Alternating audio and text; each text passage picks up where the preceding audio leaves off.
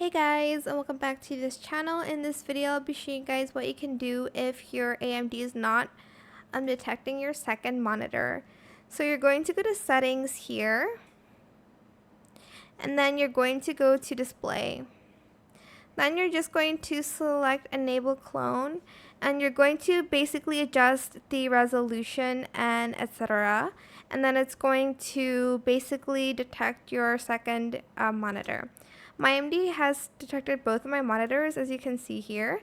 So display 1 and display 2. So this one's the display 1 that I'm using. It's this one, I think. Well, it is. But that is how you can make it so that AMD detects your second monitor. I hope it was helpful for you guys. Don't forget to like, comment, share, and also subscribe to this channel if you haven't done that already.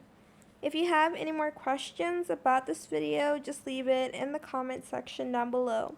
I will try my best to answer them all for you guys. And if you found this video helpful, please click the thanks button as well. That is it for this video. Thank you so much for watching. Bye.